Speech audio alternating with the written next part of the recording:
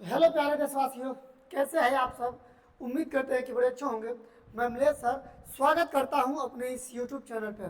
प्यारे बच्चों, जैसा कि आप देख पा रहे होंगे थंबनेल पर लिखा गया है पीएम मोदी ने आज रच दिया इतिहास, हकीकत क्या है जानिए हमसे। अब यहाँ पे कहा गया है कि पीएम मोदी ने रच दिया इतिहास। तो हाँ, ये सही बात है, पीएम मोदी ने रचा इतिहास, क्योंकि लगातार तीसरी हैट्रिक इनकी है, अर्थात तीसरी बार जो इनकी सरकार बनी है। दूसरी बात कह दें कि इतिहास अगर देखोगे तो पिछले 2 बार से देखा जा रहा था कि 2 बार, चाहे 19 की बात करें या 14 की बात करें, ठीक है, जिसमें बीजेपी ने लगभग 350 के तकरीबन अपना सीटें निकाली थी, जिसमें बहुमत ही नहीं बल्कि पूर्ण बहुमत भी आया था। लेकिन 2024 में, ठीक है, 2024 में केवल और केवल बहुमत ही पार कर पाई है, अर्थात वह भी गठबंधन के साथ ही। केवल इनका स्कोर 241 पर ही आके अटक गया था। तो ये भी एक अपने आप में इतिहास ही दोहरा रहा, इतिहास ही नया बना रहा कि जो बीजेपी लगभग 400 का नारा लगाने वाली थी, 400 से आते आते अटक गई 292 पर ही। तो यह भी एक इतिहास ही है जो कि पिछले 2 बार इलेक्शन में देखा गया था तो 350 प्लस थी, लेकिन इस बार 300 पाना लगभग कांटे के टक्कर की बराबर थी। और तो और पसीना छूट गया जीतते जीतते। बात यहाँ तक की आ गई कि लगता है कि सरकार बन पाएगी कि नहीं। ठीक है, तो चलिए आगे आगे बताने से पहले आप सभी के बीच में अपने आप को प्रणाम करता हूँ। एक शिक्षक हूँ तो शिक्षा के बारे में बातचीत हमेशा चलती रहेगी। दूसरी बात, हमें किसी कोई भी पार्टी से बहुत ज़्यादा ना लगाव है और ना किसी की तरफदारी है। हमारे लिए सारी पार्टियां बराबर है, बीजेपी भी अच्छी है, कांग्रेस भी अच्छी है, सपा भी अच्छी है, लेकिन बसपा की बात करें तो लगभग ना के बराबर है, इसीलिए उनको साइड रखते हैं। फिलहाल इन तीनों सरकारों के बारे में की बात की जाएगी। किसी की कुछ अच्छाई भी है तो किसी की कुछ बुराई भी है। तीनों सरकार की कुछ अच्छाइयों के बारे में बात करेंगे और सिर्फ अच्छाइयां ही नहीं बल्कि कमियों के बारे में भी बात करने वाले हैं। ठीक है ना, केवल लेप लगाने से बातें नहीं बनती, जो कमियां होती हैं वही कमियां खोजी जाएंगी। कुछ राहुल गांधी की भी कमियां, कुछ इनकी भी कमियां और कुछ सपा की भी कमियां। तो ठीक है, आपसे एक गुजारिश है कि आप वीडियो को अंत तक देखिएगा, क्योंकि अगर स्वतंत्र भारत के स्वतंत्र नागरिक हो तो आपको हर एक चीज से अवगत रहना पड़ेगा। केवल और केवल किसी एक पार्टी की खूबियां या किसी एक पार्टी की कमियां जानने से ही आपको नहीं जो है रुकनी चाहिए, बल्कि आपको सारी चीज जाननी चाहिए। और अगर आप आ गए हो तो आपसे ये भी गुजारिश है कि हमारे इस चैनल को सब्सक्राइब जरूर कीजिएगा और लाइक भी कीजिएगा और जितना ज़्यादा हो सके इसे शेयर भी कीजिएगा। ठीक है, देखिए याद रखिएगा, मोदी, ठीक है, अपने आप में एक दिग्गज नेता है, ठीक है, अच्छे नेता है, ठीक है, लेकिन अगर अच्छा कार्य करते हैं तो विपक्ष को कोई न कोई मुद्दा तो चाहिए इनमें कमी निकालने के लिए, तो कमी निकालते ही हैं। ठीक है, चाहे इनकी बात करें चाहे विपक्ष यानी कांग्रेस की बात करें तो कांग्रेस भी अपने आप में एक अच्छे नेता है। अगर वह भी जो है अच्छा विकास करेंगे तो विपक्ष वाले कमियां ही खोजेंगे और कमियां ही निकाल के जनता के सामने रखेंगे। भाई, एक दूसरे का काम क्या होता है, एक दूसरे नेता का काम यही होता है कि कमियां निकाल के जनता के सामने रखें, जिससे जनता की नज़र में अपना दबदबा बना रहे। तो चलिए कुछ इसी सिकवा गिला के साथ एक दूसरे के बारे में कुछ बातें की जाएंगी। फिलहाल आपसे एक चीज अवगत करा दूं कि अभी कितने लोग ये भ्रम में हैं कि क्या पीएम मोदी की सरकार बन पाएगी, अर्थात ये प्रधानमंत्री मोदी तो पहले थे ही थे, ठीक है ना, लेकिन इस बार 2024 में इनकी सरकार बन पाएगी। तो हाँ, बन जाएगी, अर्थात बन भी गई है, केवल और केवल इनको शपथ लेना बाकी है।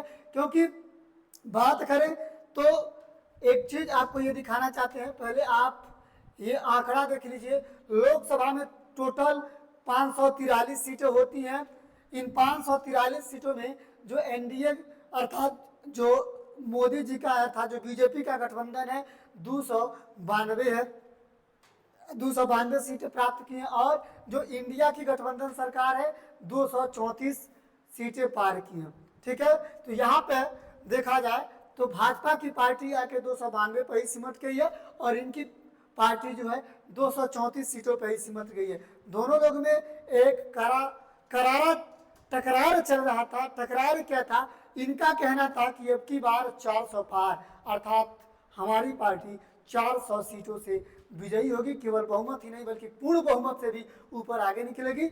इनका कहना था कि इस बार जो है हमारी पार्टी आगे निकलेगी, अर्थात हमारी जो होगी सरकार बनेगी पूर्ण बहुमत के साथ। लेकिन दोनों का सपना हुआ चकनाचूर। ना तो इनका तो बात किया जाए तो पूर्ण बहुमत भी नहीं बन पाई, यानी बहुमत के बराबर भी सीट नहीं निकल पाई। अगर इनकी बात करें तो बहुमत की सीटें निकली। लेकिन एक बात ये भी जान लीजिए कि क्या इनमें जो बहुमत की सीटें निकली है, ठीक है ना, ध्यान दीजिएगा। एक बात आपको एक चीज बताना चाहते हैं यहाँ पे। चलिए यहाँ पे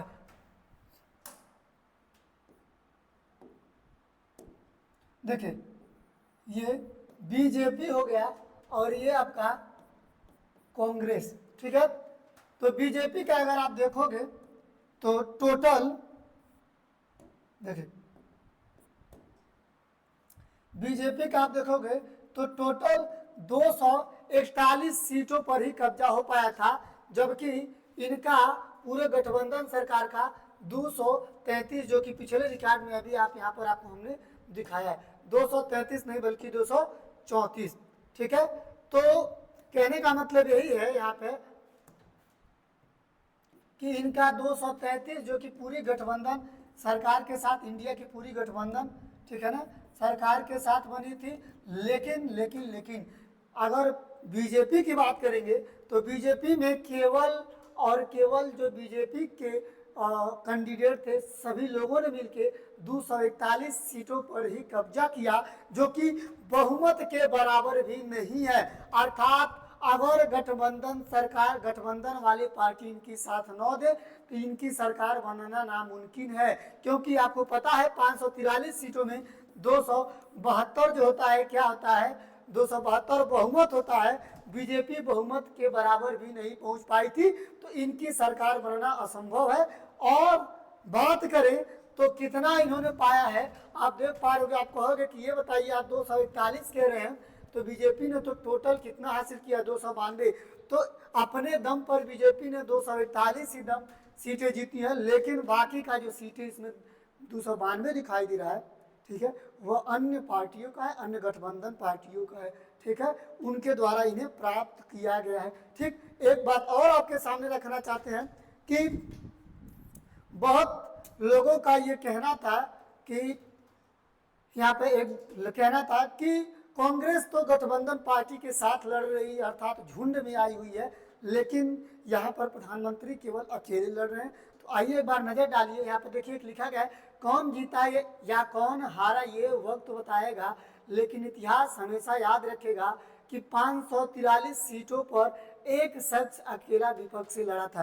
तो याद रखेगा, अगर ये अकेला शख्स रहे, अगर अकेला इंसान रहे, केवल बीजेपी की ही पार्टी इनकी रहे, तब तो केवल अपने दम पर कितने लाए थे, 241 सीट लाए, तो ये तो बहुमत के बराबर भी नहीं है, सरकार कैसी बनेगी, तब इन्हें हट जाना ही अच्छी बात है। तो आपको बता दूं कि जो अभी तक अंधकार में जी रहे थे या जिन्हें नहीं पता था, तो पता कर लीजिए, क्योंकि बीजेपी जो है इनका भी कई पार्टी आपस में गठबंधन थी। और आपको बता दूं, अभी तक आप अवगत नहीं थे तो अवगत कर लीजिए। यहाँ पर एक बात पढ़िए, क्योंकि ट्रेंडिंग में चल रहा है, बहुत लोगों ने स्टेटस वगैरह इधर उधर लगा के चेक किए हैं, मतलब दिखा रहे हैं कि भाजपा अकेली है और वहाँ पर पूरा इंडिया की गठबंधन थी।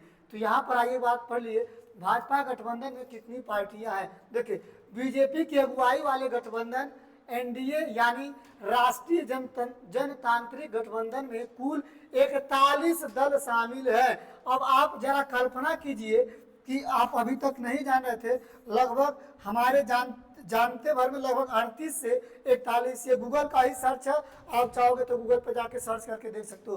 तो यहाँ पर 41 दल शामिल है बीजेपी में। वहीं विपक्ष में देखेंगे, विपक्ष के इंडिया ब्लॉक में 37 पार्टियां शामिल हैं। अब आप खुद ही अनुमान लगा दो कि कांग्रेस में कितनी पार्टियां हैं और बीजेपी में कितनी दल हैं, ठीक है। इसमें जो 43 दल और इसमें 37 पार्टियां, ठीक है ना। कोई बता रहा है कि 38 है बीजेपी में, तो ठीक है, ये तो कंफर्म हो गया कि बीजेपी अकेली नहीं है, उसमें भी बहुत सारी पार्टियां जुड़ी हुई हैं, बहुत सारे दल जुड़े हुए हैं। ठीक है, तो उम्मीद करता हूं कि जो ये बातें रख रहे थे कि मोदी जी केवल अकेले ही थे, तो इनका अब भ्रम टूट गया होगा और सच्चाई पता चल गई होगी। हमारा काम ही है सच्चाई लाना और सारी बातें एक दूसरे को बताना, जनता तक पहुंचाना। ठीक है, तो ये चीजें समझ में आ गई। साफ साफ कह रहा था 241 जो भाजपा जीती थी, अगर केवल भाजपा अकेली होती तो बाकी का सीटें किसकी थी जो बहुमत दिलाने में मदद की है, तब तो भाजपा की सरकार भी नहीं बन पाती। तो चलिए इसी के साथ आगे बढ़ते हैं। उम्मीद करता हूं कि आपको ये समझ में आ गया होगा। इसी उम्मीद के साथ आप जरा हमारे वीडियो को जो है लाइक कर दीजिए और चैनल को सब्सक्राइब कर दीजिए। आगे बढ़ते हैं। तो बात चल रही थी किसकी, बात चल रही थी इनकी। ठीक है, ये हो गई यहाँ की बात है। लोकसभा में 543 सीटों में 292 इनका कब्जा, 234 इनका कब्जा और अन्य जो है 17 हैं। ठीक है, और आगे अगर दिखा दे आपको एक चीज और, यहाँ पर देखिए कि कौन किस पर है भारी, किस राज्य में कौन किस पर है भारी। तो आइए जरा देखा जाए। उत्तर प्रदेश में अगर बात करेंगे तो उत्तर प्रदेश में जो योगी जी का गढ़ माना जाता है, जो बीजेपी का गढ़ माना जाता है, यहाँ पर पीछे होती हुई दिखाई दे रही है भाजपा की सरकार।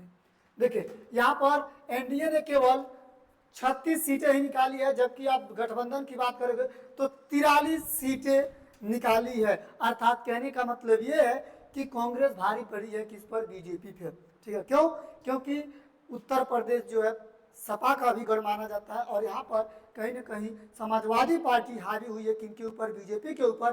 बीजेपी से आगे निकलती हुई दिख रही है और सिर्फ आगे निकलती हुई नहीं दिख रही है, क्योंकि यहाँ पर कुछ कमियां आई हैं। उस कमियां को अगर ये सरकार नहीं भर पाएंगी पिछले 3 सालों में, तो आने वाले विधानसभा चुनाव में दिक्कतों का सामना करना पड़ेगा। ये इस बात का संकेत दिखा दे रहा है कि आने वाले विधानसभा में समाजवादी की सरकार बनने की संभावनाएं अधिक रहेंगी। इसीलिए जो पिछले के मुताबिक देखा जाए तो अब जो 3 साल बचा है विधानसभा यानी मुख्यमंत्री के पास, इन्हें कुछ ऐसा करना होगा जिससे जनता इनके पास उलटफेर करके आ जाए। चलिए आगे देखिए। तमिलनाडु में आप देखोगे तो तमिलनाडु में 39 के 39 सीटों पर केवल और केवल कांग्रेस भारी रही है, पूरी तरीके से क्लीन स्वीप की है, अर्थात बीजेपी के खाते में एक भी सीट नहीं गई है। आइए केरल में बात किया जाए तो केरल में 20 सीटों पर 18 कांग्रेस के पास गई है और एनडीए के पास सिर्फ एक, यानी अर्थात यहाँ पर भी कह सकते हो कि क्लीन स्वीप ही है। आइए महाराष्ट्र में बात किया जाए तो महाराष्ट्र में 48 सीटों पर, ठीक है, 30 सीटें जो है किसकी है, इंडिया की है और 17 सीटें जो है केवल बीजेपी की अर्थात एनडीए की है। तो इस यहाँ पर भी जो है कांग्रेस आगे चल रही है। आगे देखोगे तो ऊपर कांग्रेस का दबदबा था, लेकिन नीचे अब जरा देखोगे तो भारतीय जनता पार्टी का जो है दबदबा, अर्थात आप एनडीए देखोगे। बिहार की अगर बात करें तो 40 सीटों में से 30 सीट एनडीए का है और इंडिया का जो है गठबंधन पार्टी का 9 सीटें हैं, यानी जो है एनडीए आगे चल रही है। मध्य प्रदेश में बात करोगे तो मध्य प्रदेश में बीजेपी ने पूरी तरीके से क्लीन स्वीप किया, अर्थात एनडीए की गठबंधन पार्टी हम बात करेंगे, एनडीए की बात छोड़िए, यहाँ पर बीजेपी ने क्लीन स्वीप किया है। कांग्रेस के खाते में एक सीट भी नहीं गई है। गुजरात में भी अगर आप बात करोगे तो 26 सीटों में से 25 सीट जो है बीजेपी ने कवर किया है और कांग्रेस ने केवल 1 सीटों पर अपना धाक जमाया है। अर्थात मध्य प्रदेश और गुजरात में कह सकते हो कि क्लीन स्वीप किया है किसने, बीजेपी ने। ठीक है, पश्चिम बंगाल की अगर बात करोगे तो टीएमसी सबसे आगे है, बीजेपी 12 है और दूसरा कांग्रेस 1 है। तो आप देखोगे तो कहीं ना कहीं कांग्रेस भी क्लीन स्वीप कर रही है, कहीं ना कहीं बीजेपी भी क्लीन स्वीप कर रही है। ठीक है, तो ये हो गया इनकी बातें। और चलिए अब थोड़ा सा कुछ बात कर लिया जाए इनके बारे में कि किसका घमंड टूटा है। तो हम कह दें कि सबका घमंड टूटा है लेकिन जज्बा अभी बाकी है। ठीक है, कहने का मतलब ये है कि अगर बात करें राहुल गांधी जी का, इनका कहना था कि 4 जून के बाद मोदी जाएंगे टनाटन टनाटन। ठीक है, तो 4 जून के बाद मोदी गए नहीं बल्कि मोदी आ गए। तो सपना एक तरीके से टूटा, लेकिन जज्बा कायम क्या है कि इन्होंने पिछले के बदौलत इस बार जो है अपने सीटों में बढ़ोतरी की है और ये अपने चुनाव से खुश हैं, इसलिए इनका जज्बा ठीक ठाक है। आइए जरा देखा जाए इनकी प्रधानमंत्री नरेंद्र मोदी जी का। तो प्रधानमंत्री नरेंद्र मोदी जी का कहना था कि इस बार 400 पार, अर्थात सपना टूट गया। सपना यही था कि इस बार 400 पार होगी, पूर्ण बहुमत की सरकार बनेगी। तो सपना तो टूट गया, लेकिन सरकार इनकी ही बनी, इसलिए जज्बा भी इनका कायम है। ठीक है, और तो और बात करें अखिलेश जी की, इन्होंने कहा था कि 4 जून के बाद राज ही राज होगा, किसका? कांग्रेस का।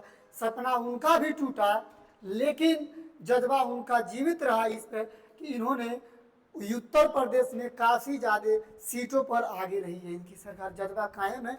तो सबका सपना टूटा है, लेकिन जज्बा सबका कायम है। लेकिन इसी में एक बात आ गई थी, वह बात क्या आई थी?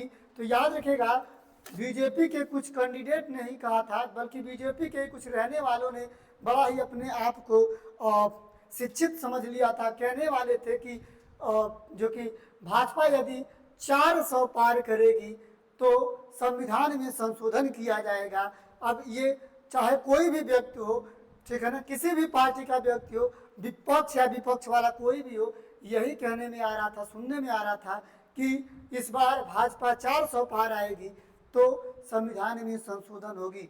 तो आपको बता दिया जाए कि संविधान के संशोधन में केवल लोकसभा ही नहीं भाग लेती है, लोकसभा ही जरूरी नहीं होता है, बल्कि संविधान के संशोधन में लोकसभा का 2/3 भाग और राज्यसभा का 2/3 भाग और साथ ही साथ राज्यों के अंदर भी आधे से ज़्यादा राज्यों का सहमति लेना जरूरी होता है, तब जाके संविधान में संशोधन होता है। ठीक है, तो केवल कह देने से संविधान में संशोधन नहीं होता है। इतना ही अगर ज्ञान होता तो थोड़ा पॉलिटिक्स के बारे में पढ़ लेते तो ये बातें आपको कहने की ज़रूरत नहीं पड़ती, जो कि ये किसी भी पार्टी के लिए इतना मुमकिन नहीं है।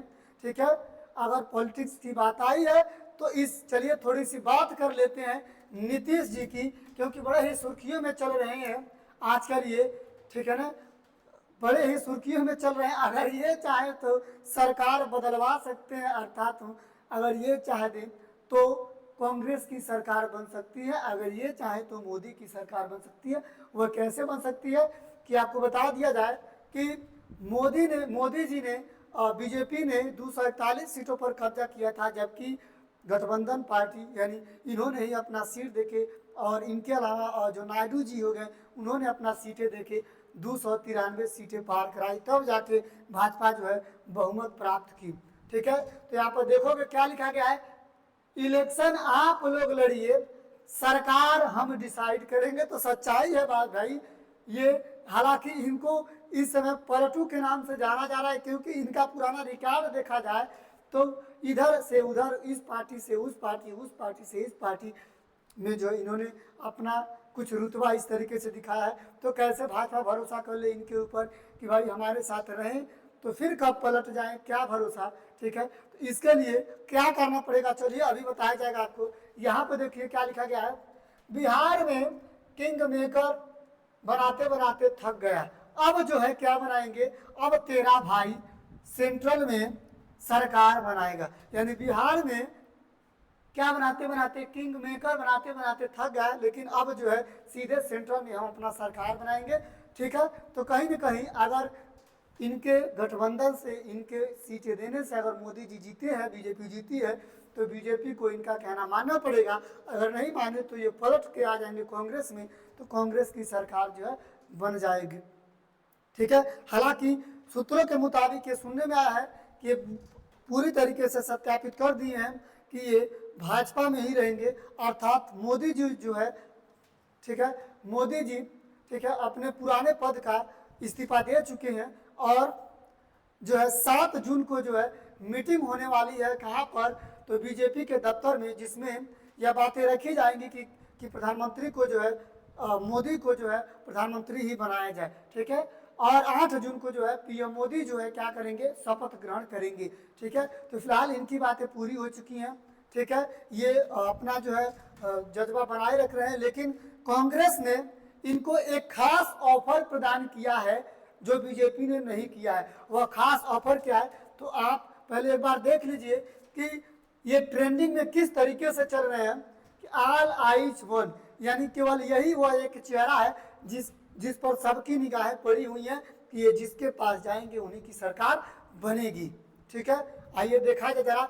जैसे देखा गया है कि सिर्फ एक इंसान को कई लोग, कोई हाथ कोई पैर कोई कुछ दबा रहा है, कहा जाता है कि तेल लगाते हैं लोग, वही किया जा रहा है कि मोदी जी कह रहे हैं कि हमारे में ही बने रहिए, कांग्रेस कह रही है कम कम कम हमारे पास आ जाइए। तो किसके पास जाएंगे, तो ये सत्यापित किए हैं कि भाजपा में ही रहेंगे।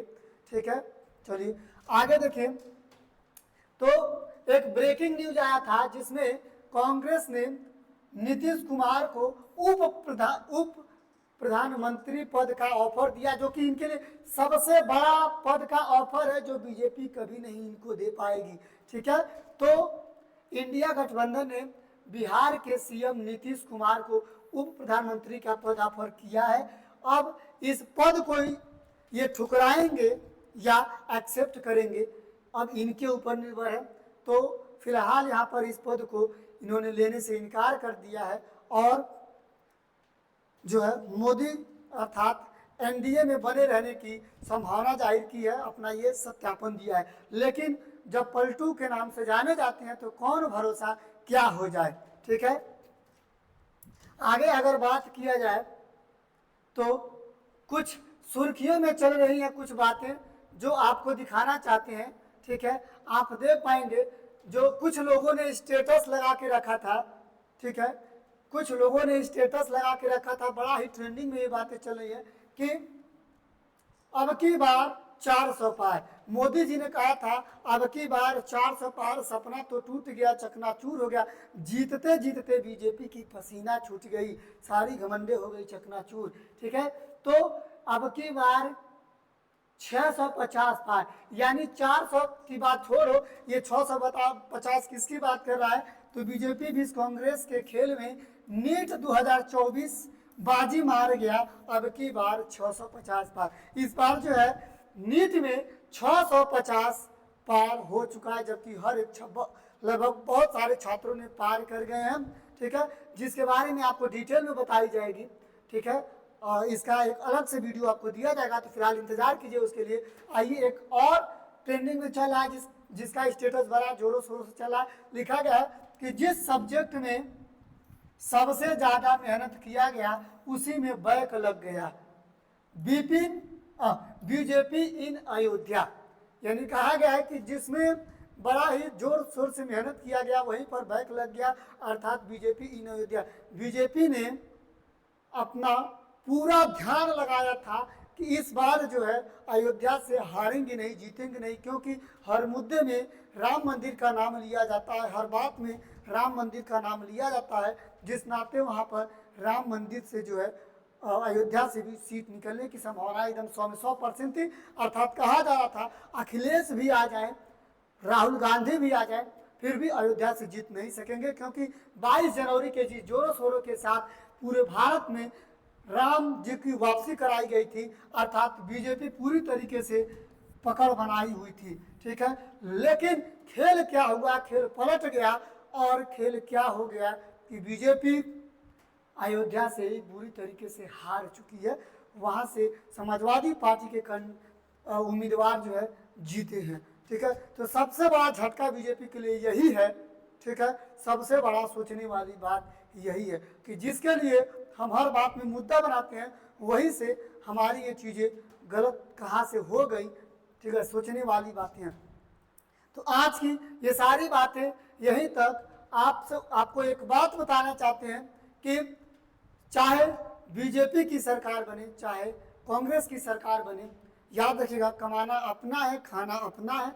बस आपको ध्यान ये देना है कि सरकार विकास की ओर काम कर रही है तो करे, सरकार चाहे जिसकी भी बनेगी कार्य करेगी, विकास करेगी, और विपक्ष तो कमी निकालेंगे ही निकालेंगे। लेकिन हम लोगों का काम क्या है, समाज को जो है शिक्षित रखना, बनाए रखना और अपना काम करते रखना। याद रखेगा, आप किसी भी पार्टी से कोई उम्मीद नहीं रखोगे कि आपको कोई 10 किलो का राशन दे, 5 किलो का राशन दे, चाहे बात करें इनकी चाहे बात करें इनकी। तो इन्होंने तो पिछले कई सालों से 5 किलो का राशन दे रहे थे और इन्होंने लालच क्या दिया था कि हम जनता को 10 किलो का राशन देंगे। कोई ये नहीं कह रहा है कि एजुकेशन के मामले में क्या किया जाएगा, शिक्षा के मामले में क्या किया जाएगा। या फिर अखिलेश जी की ही बात करें तो डाटा पर ही बीजीएम मोबाइल का डाटा फ्री कर देंगे। तो कोई ये नहीं कह रहा कि शिक्षा फ्री करके भी दिखाएं या कुछ और करके दिखाएं। बेरोजगारी के बारे में कोई नहीं बात कर रहा है, ठीक है, शिक्षा के बारे में कोई नहीं बात कर रहा है। तो याद रखिए बच्चा लोग, पूरा देशवासियों लोग, देशवासी के लोग, हम लोग इतना क्षमता है कि उतना पैसा कमाते हैं कि आटा या फिर राशन कीन के खा सकते हैं। लेकिन कब, जब आपका समाज शिक्षित रहेगा तब, अर्थात 2 पैसा कमाने की औकात रहेगी तब। केवल आपको इनका 5 किलो राशन देने से ही आपका जीवन यापन नहीं होने वाला है या 10 किलो राशन देने से जीवन यापन नहीं होने वाला है। तो इनको क्या करना पड़ेगा, चाहे इनकी सरकार बने चाहे इनकी सरकार, हालांकि मोदी जी की ही सरकार तो बन चुकी है और एक बार बन चुकी है, ठीक है, इस बार भी बन रही है, ठीक है। तो इनको केवल रोजगार पर ध्यान देना चाहिए, समाज को शिक्षित ही बनाना चाहिए, ठीक है। तो एक बार फिर कह रहा हूं कि मोदी जी के लगातार इस तीसरा बार हैट्रिक लगाने से, अर्थात तीसरी बार जीत की हम सभी भारतवासियों की ढेर सारी शुभकामनाएं, ठीक है। तीसरी बार जीते हैं और प्रधानमंत्री पद भी यही संभालेंगे। लेकिन इसके आगे का जो वीडियो आने वाला है उसमें ये बात करेंगे कि क्या मोदी जी प्रधानमंत्री तो बनेंगे लेकिन क्या 5 साल तक रुके रहेंगे। और अगले वीडियो में ये भी बात करेंगे कि क्या नीतीश जी जो मोदी जी के पार्टी में हैं, क्या वह बदल के दूसरे पक्ष में चले जाएंगे, अर्थात क्या उनको कांग्रेस लालच दे रही है, बुला रही है अपने पास आने की, भले ही इनके साथ है, इनकी सरकार बन रही है, या फिर 8 तारीख को जो है शपथ ग्रहण करने वाले हैं, क्या नीतीश बदल जाएंगे। तो कल के वीडियो में बात करने वाले हैं। फिलहाल आज के लिए इतना ही रहने दे रहे हैं। आप सब शेयर कीजिएगा और लाइक कीजिएगा और चैनल को सब्सक्राइब जरूर कीजिएगा। मिलते हैं अगले वीडियो में, तब तक के लिए नमस्कार, प्रणाम।